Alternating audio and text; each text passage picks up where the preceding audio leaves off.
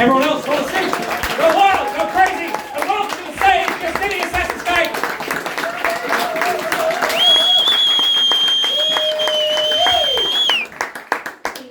Thank you. How is everyone doing today?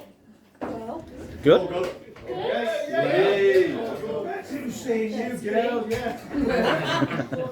Amazing.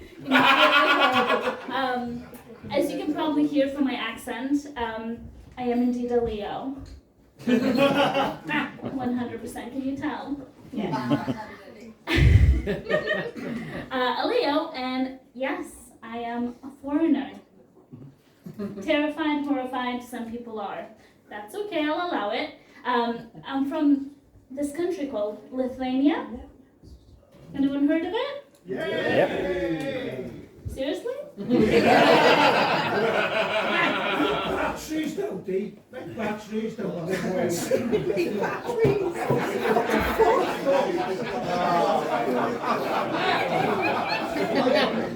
is amazing. My next bit is about how my favorite game to play with English people is just to ask where Lithuania is. And it freaks you guys out that this was a very different experience. It seems like you all know. But some of the answers I get are like, oh, it's in Eastern Europe, Northern Europe, the Baltics. But my favorite answer will always be, oh, is it in Poland somewhere?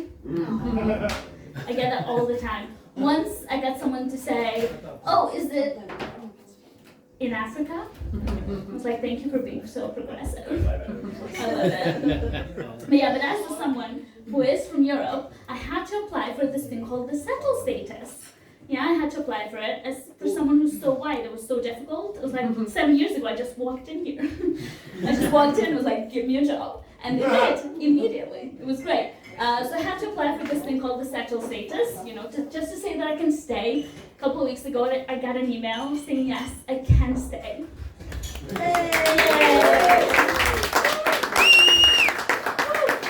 I get to stay, but the email was very confusing. It's like, you get to stay, but also don't do crime. Very confusing. Yeah, because first of all, I love crime. So it was really disappointing. And second of all, correct me if I'm wrong, but I thought we already couldn't do crime. Was I wrong? Did I waste 7 years here? So yeah, for everyone who's not, in the risk of being kicked out, please go do some crime. See how that works out for you. I'm so excited. I've gained a bit of weight recently, and by a bit, I mean 7 stone. And by recently, I mean last 5 years. Yeah, I don't know what happened. I do have an idea what happened though. In the last 5 years, I ate about 400,000 KFCs. And I exercised exactly 1 time. Yeah, you see what happened was, some guy was trying to steal my KFCs. So I had to run and tackle him and get it back. This is it's like 30 quid for a takeaway. It's so expensive. So I tackled him, I got my KFC back, and I was like, never again. Never forget. That feeling was my 9/11.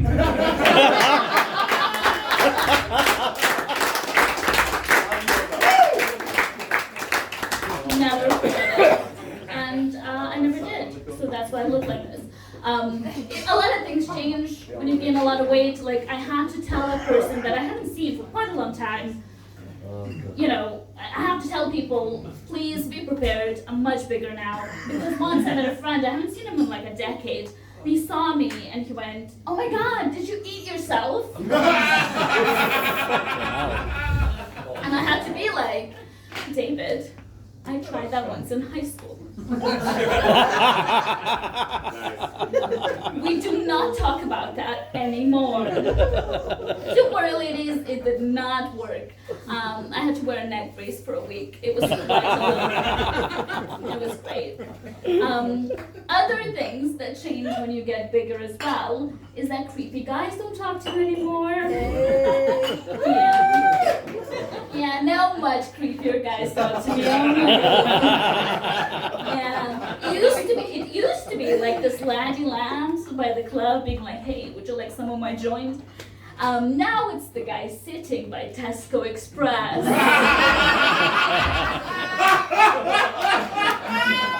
Would you like some heroin, little lady?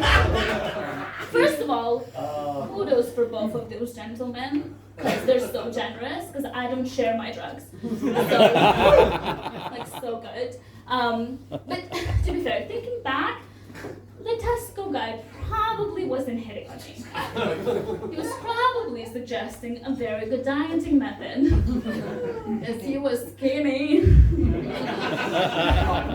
Hashtag dream bod. So skinny. I do recommend it though for absolutely everyone. If you're going through any sort of shit in your life, just get that. Believe me, those other shits, you're gonna care about it a little bit less. I don't know how it works, it just does. In the last 5 years, I got fired from a job, I got diagnosed with a horrible illness, and I got fat. And guess which one of those things I care the most about?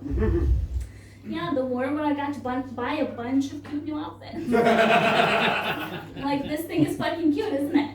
Until you're in the fucking bathroom with your tits out. Then you're like, I need to think about my choices. So yeah, definitely do recommend it. You know what I mean? You lost a family pet? Just get fat. Going through a breakup? Just get fat. Got cancer? Oh, that's a tough one. Don't have any advice on that one. It's really funny. I did this bit in like a charity show a couple of weeks ago, and it was an all-women lineup, mostly all-women audience, and this woman came up to me, and the first thing she said to me was, "Weight Watchers." Just whispered it in my area. Weight Watchers. I was like, okay then, get out of my way.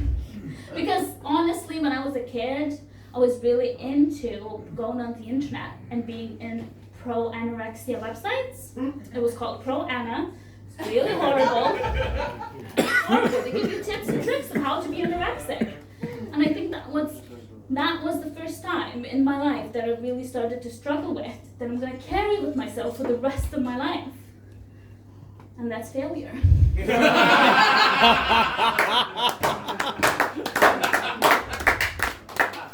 It did not work. I did not become anorexic. I'm gonna move on from my weight now. Anyway, I was single for only 1 year of my entire adult life, and I'm about almost 30, so yeah, serial monogamous. As if that's a good thing. 1 year I was single, and I was like, I'm gonna try Tinder. And for those of you who don't know, Tinder is an app where you can meet singles in your area. Yeah, like every porn pop-up ad, but real and much less specific. Because those ads can be pretty specific. A disgusting old grandmother would like to have sex with you. She's 200 meters away. Ugly moms need sex too, but only from men over 30. Like, why are you so specific? You're a image on a screen. Like, you're a credit card scam, lady. But I tried Tinder, and you know, it was fine. I met a guy who was really sweet. He did not see anything horrible or sexist, and he did not send me a picture of his dick, not even one time. And I was like, I know, what a hero of our times, right? So I was like, I have to meet this fella because he's amazing, and that's what I want in a life partner. So I met him, and this is a true story, 100%. We go on a date. Before my butt even touches the seat, he looks me up and down and goes, "You look like you do anal." A real life human said that to my face. I mean, it worked out at the end. We only dated about 3 months after that. That's because I don't respect myself. We feel good. the year of me being single as well, I've decided my lifelong dream of having a sex with a French person to come true. So I went to France, so I'm gonna make it, this is my year. And I found out that the only way that I could get a French person to take my clothes off was if I was wearing a burqa.